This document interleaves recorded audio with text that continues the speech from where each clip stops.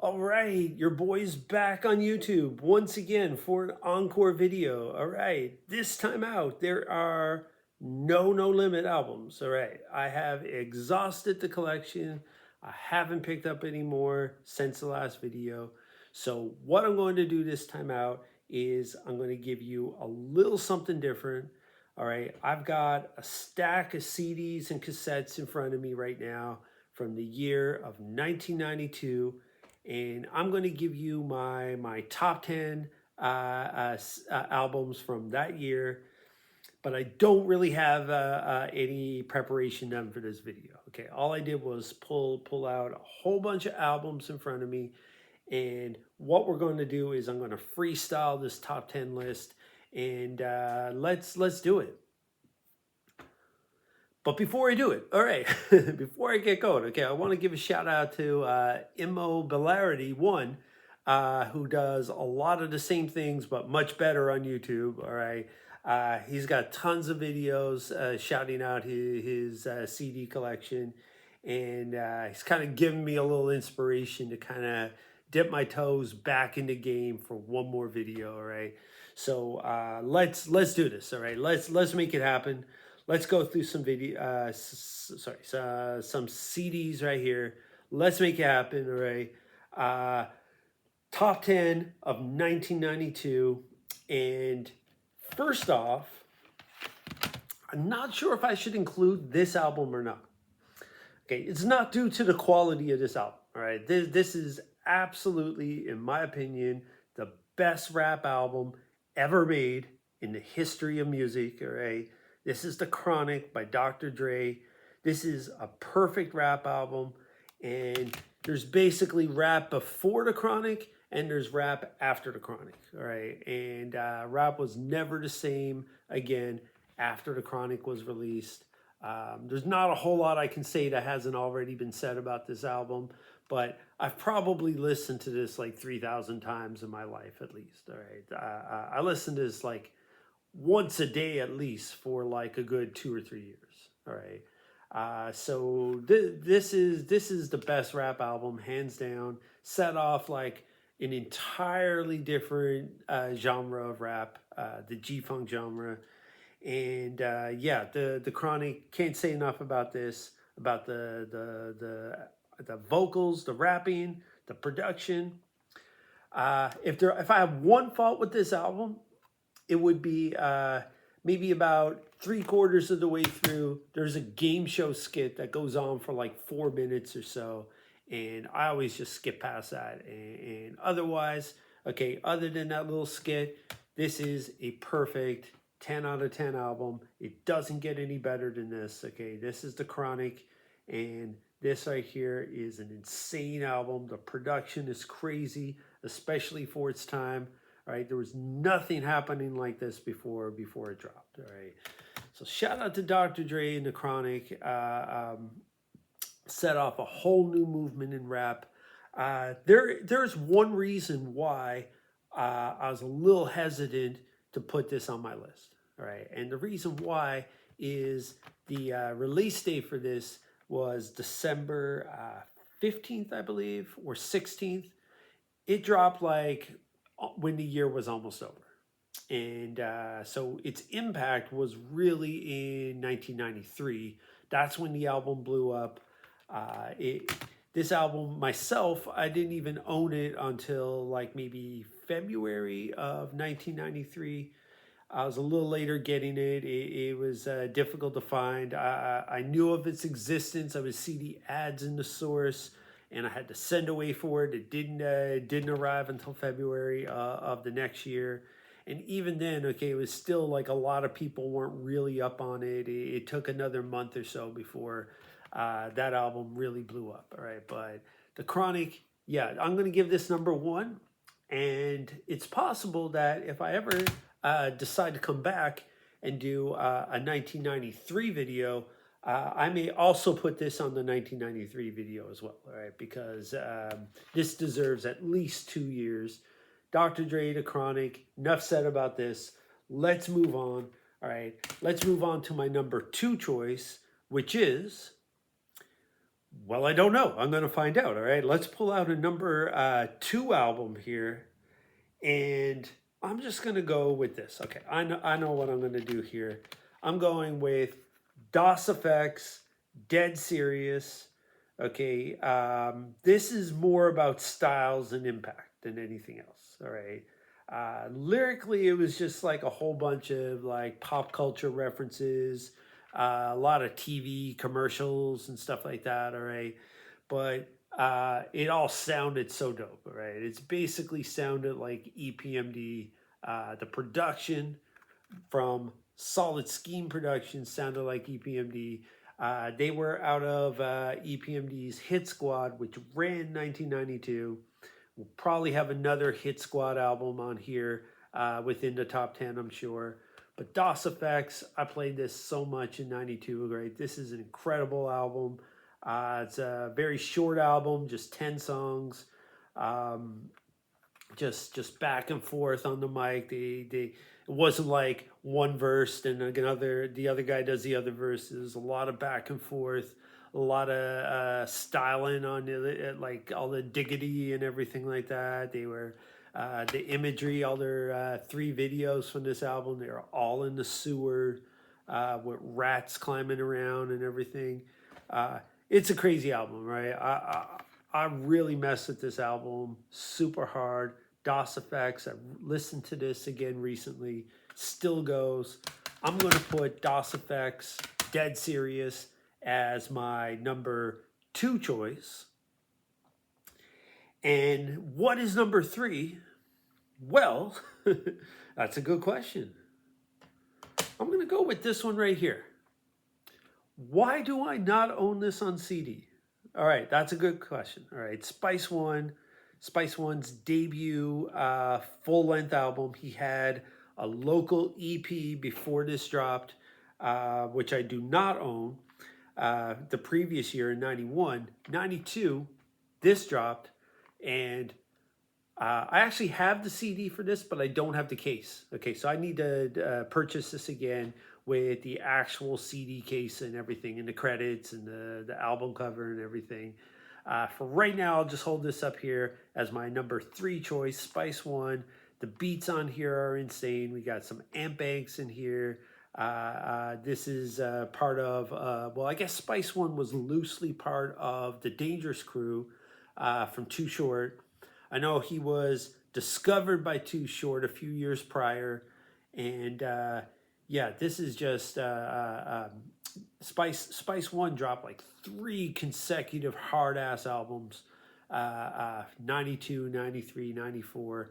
And I want to say all 3 of those albums would make the top 10 list of each of those years, all right? But Spice One, so much on here. I don't know if you can see these song titles here, all right? I don't think I can do this here. Let's see. I think we can maybe see those right here, all right? So many bangers on side 1. Go to side 2, and there's another 7 bangers on here. Front to back, all right? This album is insane. Would highly recommend Spice One, and I'm going to give this one my number 3 pick. Okay, what's number 4? Oh, I'm sweating here. I don't have real filming equipment, all right? So I'm just baking in the sun here. I got the sunlight coming in here, so I can film on my iPad, all right?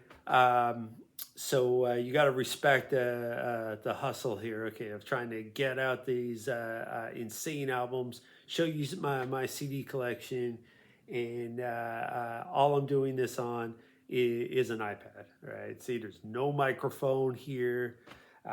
There's no laptop, no editing software or anything like that.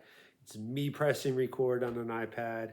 Okay, so you're getting the grimy CD YouTube video right about now. All right, let's go. Let's see what we can pick for number 4 here. All right, I think I have an answer. Okay, let's go right here. Number 4, Gangstar. Look at this right here. First of all, okay, the album cover.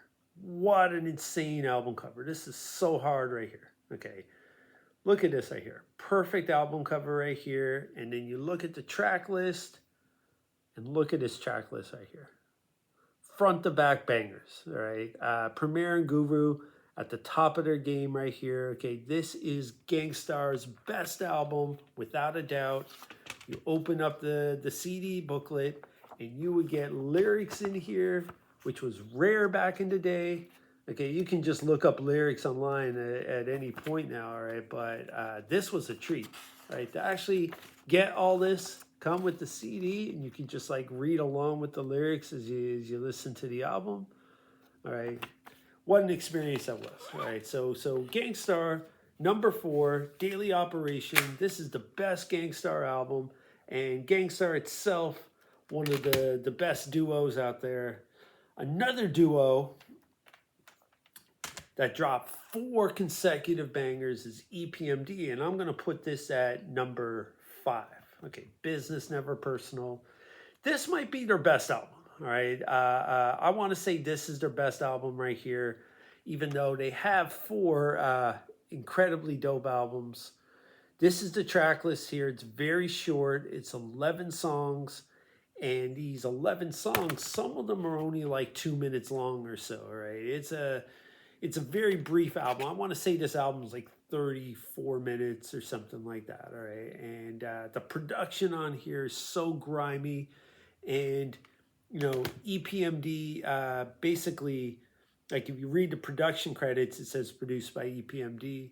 But when you listen to what happened after this album, you listen to all the Eric Sermon production that happened over the next couple of years, and it picks up where this left off. You can tell Eric Sermon was in control of the beats on there.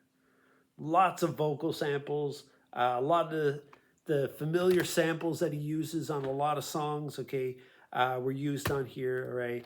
And let's just pop this open here, first of all, right? So EPMD were like one of those groups, like when they broke up, people didn't really want to hear them solo. They just want to hear them as a group, right? So once they broke up, they released some solo music. I mean, Eric Sermon had a great career as a producer and as a decent solo artist. PMD never really made much waves with his solo releases. All right, they're all right. They're kind of worth checking out. But when it comes to EPMD material, this is your number 1 right here. All right, Business Never Personal. And again, it looks like they're in the sewer, like DOS Effects. Okay, it was like that whole '92 hardcore grimy music. All right, and of course, this has their biggest hit on here called Crossover. It also has Headbanger, which is like a hit squad posse cut. Okay, there's so much going on in this album. And I'll put that as number 5. I'm losing track already. I think it's number 5. We've had some duos already. I guess 92 is the year of the duos. Okay, we had Gang Starr, we had DOS Effects, we had EPMD. I'm going to hit you with this as well. What an incredible album right here. Pete Rock and CL Smooth. All right. And this is not a short album. This right here is about like, I think this takes up the entire like 78 minutes right here. Okay. Look at this right here. And then it's really the production on that album. Okay. It's not, the rapping is cool. CL does his thing as a rapper. Okay. There's no disrespect to CL. He does his job on this album. But the beats right here, Pete Rock is in his absolute prime. He's in the zone. He's entirely locked in on this album.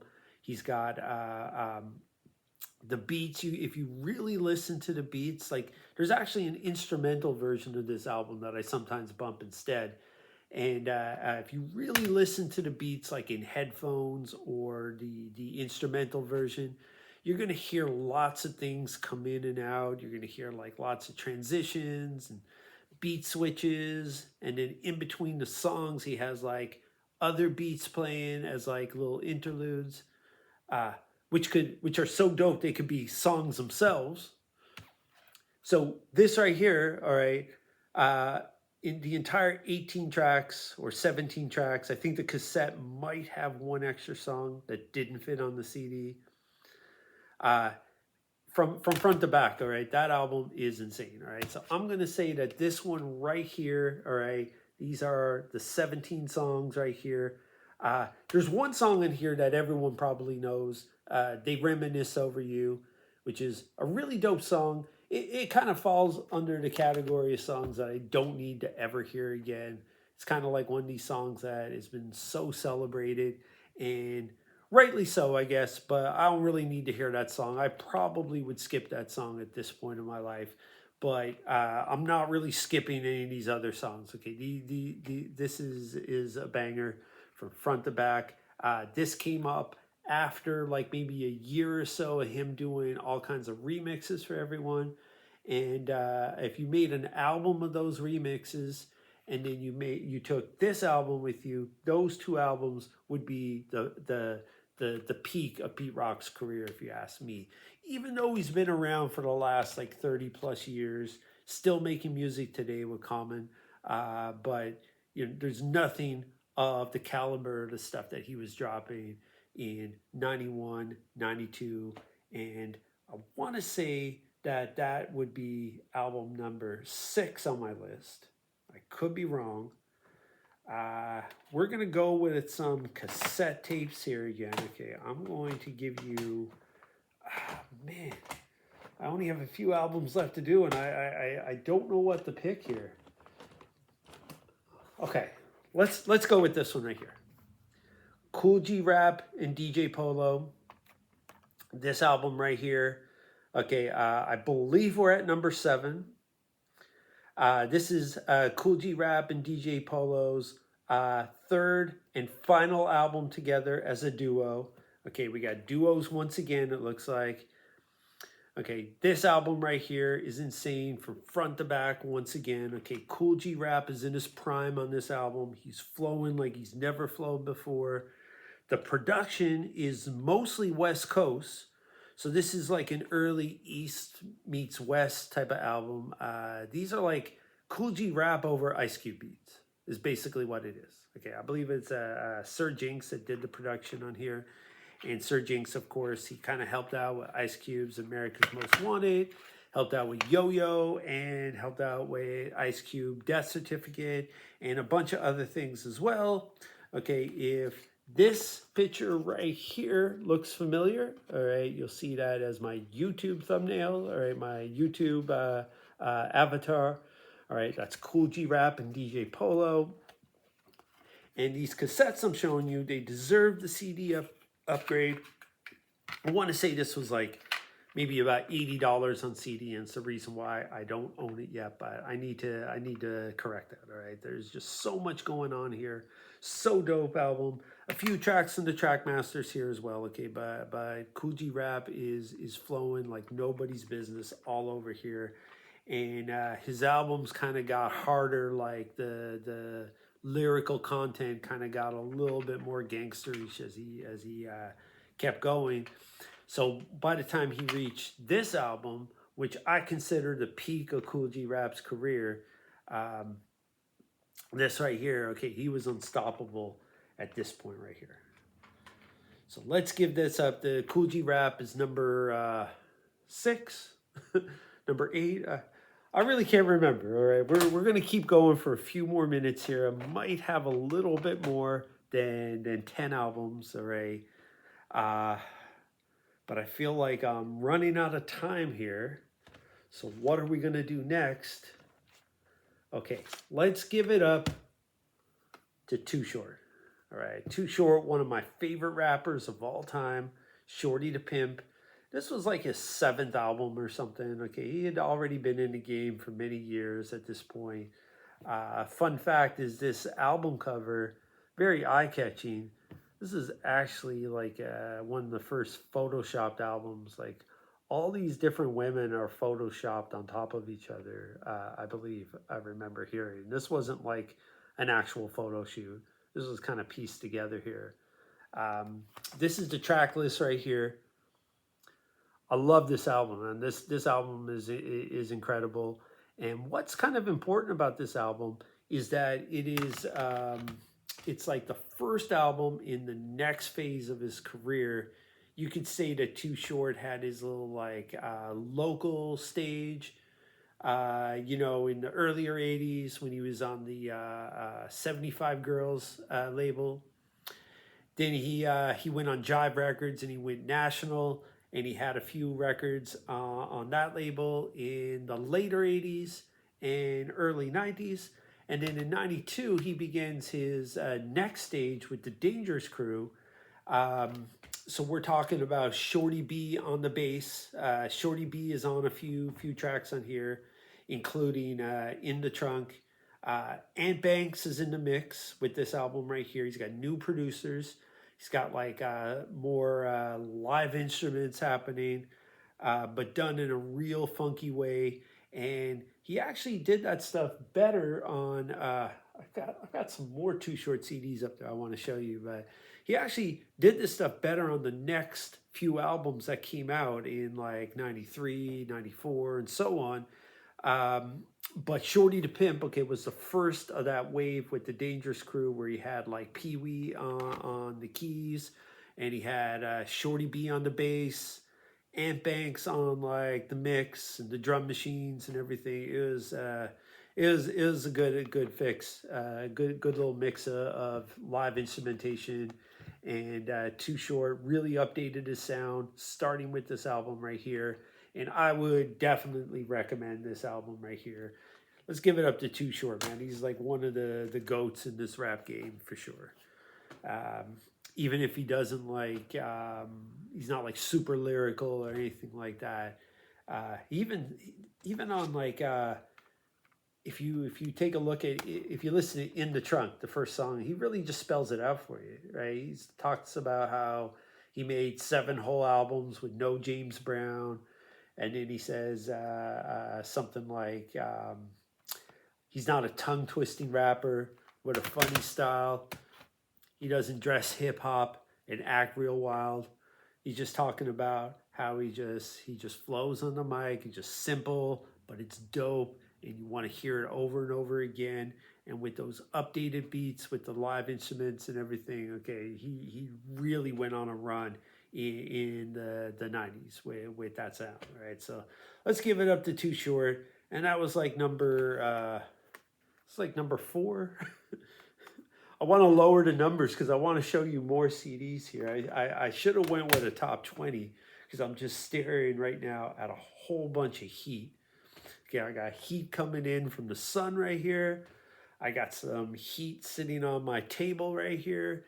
So much heat on both sides of me right now, all right? Let's see about getting in another album or so. Okay, what are we going to go with next? I got to get real selective with these last few right here. I'm going to go with this album right here. This is Compton's Most Wanted, Music to Drive By. This is Compton's Most Wanted's 3rd album. And after this, MC8 just kind of went solo. Wasn't a big difference in the sound because MC8 definitely the leader of this group for sure. All right, but check out this track listing and the back album cover, back of the album. Scarface is on here. That's pretty cool. All right. This album is just like some slow gangster shit that just doesn't let up. All right, and maybe the best thing about Compton's Most Wanted is 8's voice on those first few albums. He just had like this flow and this voice that just was so unique and just kind of cut through those beats super hard. All right. And I also like the fact that he has his own album on his album cover. That's pretty cool. Right. And then you can zoom in and see his own album again there and so on. And just the way the cover is shot right here from like an aerial view. So many bangers on this album. Look at that track list right there and tell me that is not a tight album right there. All right. So Compton's Most Wanted. They all 3 of their first 3 albums are all dope. And then MCA made some dope albums after that. All right. But that would probably be my favorite Compton's Most Wanted album right there. And that's Music to Drive By. And have we reached number 10 yet? I'm going to go with one more, all right? Damn. What am I going to pick next? Okay, we're going to do this one right here. DJ Quik. Oh man, what an incredible rapper and producer. I want to say that he is like one of my favorites of all time as well. All right, DJ Quik has been going strong for 30 years. Every rapper in the game falls off except for DJ Quik. All right, I want to say maybe DJ Quik and Scarface are like probably two of the few rappers who never fall off. Right, so it doesn't matter what year you go into. Okay, you're going to get some heat. This is Quik's second album. I really love this album, even though when people pick out their favorite Quik album, I don't really see this one mentioned too much, all right? But I fell in love with this album first when I heard it. This is the track listing right here. Okay, and what a hard picture right there as well, right? You see Quik there with his Compton jacket there. See the track listing right here. Yeah, he was getting busy on this album, right? All kinds of funk on here. He improved so much as a rapper from his first to second album on here. Quik is like hands down, he's the best producer / rapper. Like there's lots of rappers that can produce, right? You know, there's lots of rappers that can make beats and they work for themselves, and that's cool. There's lots of producers who could rap, like you know, Pete Rock can rap a little bit or whatever, but DJ Quik is like phenomenal in both categories, and you don't really get that too often, right? Quik is like he's a dope rapper, and he's clearly an insane producer, and he really doesn't get talked about enough. Okay, I would put Quik up there with Dr. Dre. So I'm thinking like these two are probably could go neck to neck for best producer. The only thing is I would say is Dre got like certified 10 out of 10 classic albums like this, and Snoop's first album, and the NWA albums, and so on. DJ Quik might not have an album production at that caliber, okay, but DJ Quik's still an insane rapper, and I would give this up to Quik right here, okay. This is number 10 or 11 or 9. I've lost track. I probably should have wrote all this stuff down, but it's a little bit too late for that. But I think we're winding down, okay? I'm getting signs from the audience out there that we're just about finished this video, all right? So I'm going to pick out one more album, and then I'm going to shut this down.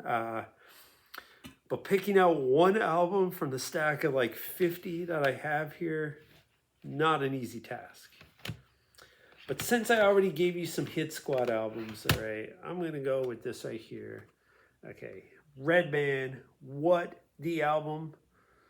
Okay, I don't really like the title of this album. Okay, it's not, they could have came up with something better, but that's just nitpicking at this point. Okay, this picks up where the EPMD album left off, all right? So this came out in maybe August 92. And then this dropped in like September or October. And it's basically a continuation of that sound, except that Redman just gets busy all over this album. Look at this track listing right here, right? It is insane, right? It never lets up. Okay, there's no whack songs on here. There's a few little skits on here that kind of get old and you might want to skip. All right. There's his verse from Hardcore. It's in the middle there, like track 11. Maybe that was a couple of years old by the time this dropped, and maybe that could get skipped. But pretty much this album from front to back is insane, all right? And Redman, to this day, I think it's his best album, all right? And I think that's our top 10 right there. Maybe what I'll do is just show you a few more albums very quickly that I mess with before shutting this down, all right? So why don't we take a look at just a few other albums here. This is Ice Cube, The Predator. Thought he kind of fell off a little bit with this album. His previous two albums were a lot better, okay, but there's still bangers on here. This is definitely worth picking up. It's cheap. And I would say the Predator still did get a lot of play. And speaking of Ice Cube, we have the Ice Cube protege, Yo-Yo. All right, this is their second album. I don't think this made, this was too popular, okay? I don't think this made a lot of waves in the hip-hop world when it dropped. But this is a nice little 35-minute album that I would recommend, okay? And Cube is on here slightly. I think he's on the intro and maybe produced a song or two, all right? But this is a good album to get right here, okay? Yo-Yo, still out there. I seen a video from her interview recently. She's still looking good. She's still out there, okay? Look, Yo-Yo right here, okay? There's some more Yo-Yo here. And this is credits for her album right here. Okay, this is definitely an album you want to check out. And it folds open like this right here. Okay, so that would be like, if I were to do like a little like sub list here of like maybe underrated slept on albums. Okay, I would go with Yo-Yo. And look at this, I just changed the album cover right here. That's a nice album cover right there. All right, so that's Yo-Yo. I'm going to say we got to give it up to Positive K. Okay, he had a big hit with I Got a Man, but this album is just full of bangers right here. It's a great rapper, nice to listen to right here. I would say also while we're on the East Coast, okay, we can look at Lord Finesse right here. Okay, this is Lord Finesse's best album, if you ask me. We also got X-Clan's second album, not quite up to the first album, okay, but I really like this album. All right, this is it's got a lot of bangers on here, and this is their second and final album. They kind of put out an album in like 2015 or something, or 2010 or something, and it's like without Professor X, of course. He had passed away by then, but yeah, there's that's the second X-Clan album. I would recommend that. I would recommend this MC Breed album right here. This is a cool little album here. We got Willie D, okay, one of my favorites from Rap A Lot. This is a great album right here. Slept On album from Roxanne Shante. Okay, I would say that that's a good one right there. And at this point, I just gotta get going. All right, I think I've done my job here. There's one here that I'm missing. This one, I looked at the release date and it said this was actually December 31st, 1991. So I guess this was dropped on New Year's Eve. We're going to call this a 92 album. This is the soundtrack to Juice, which is an insane movie. And this soundtrack right here was really a 92 album. I think we should include that on the 1992 list. And I already showed you DJ Quik, but this is another DJ Quik project that dropped that year as well. This is Penthouse Players Click. This is a dope album, all produced by Quik. All right, I would recommend this album as well. This also deserves a CD upgrade. And it's time to get going. I'm just going to show you a stack of albums here that I haven't shown you yet. Okay, these are a few more albums from 1992 that I have. I showed you the Lynch Mob. I got some more cassettes right here. So let's do some more cassettes right here. Okay, we got some good albums right there. Okay, I really like that Red Hot Lover Tone album. All right, and then we got some more cassettes right here from 1992. You can check these out right here. I showed you that Master P album in the No Limit series. And okay, what else I got to show you? I think we went through everything. Let me just gather up some CDs here that I have not showed you yet. And if you're still tuned in at this point, that's great. Okay, we got some bangers right here. Let me just show you what I got. So let me just stack all these CDs here, and you can just kind of look at what we got here. Okay, got some good albums right here from 1992. Okay, I mess with all these albums except not the Common Sense album. I don't like that one. I don't know why I pulled that out. Even the MC Brains album, it's got some good songs. He was a good rapper. And the Rex and Effects album, it's actually pretty good. A Plus is a hard rapper. They got some really hard beats on there. The Beastie Boys album, not really my thing. Okay, it's a little bit maybe too many too non-rappish for me, but at the time, the people I was around in '92, they really appreciated it. So I listened to that album. I know it front to back. And then I think I've gone through all these albums here. I got a few more in this pile. Okay, so some good albums there as well, but not top 10 material, all right? But still dope albums from '92.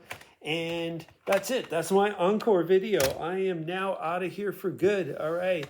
So we're 36 minutes deep. Okay, that's way too long to be showing CDs on YouTube. Okay, I just need to get out of here. Okay, I need to close these curtains. Okay, I need to get the sun out of here. Okay, I'm roasting here in front of the sun. And I also don't want to destroy my CDs and my cassettes. Okay, I don't want to get the colors faded or anything like that. So I'm going to put all these away. Hopefully everyone enjoyed this video, and feel free to comment in the comment sections about what albums I might have been missing or which ones are your favorites. And yeah, all right, I'm out of here.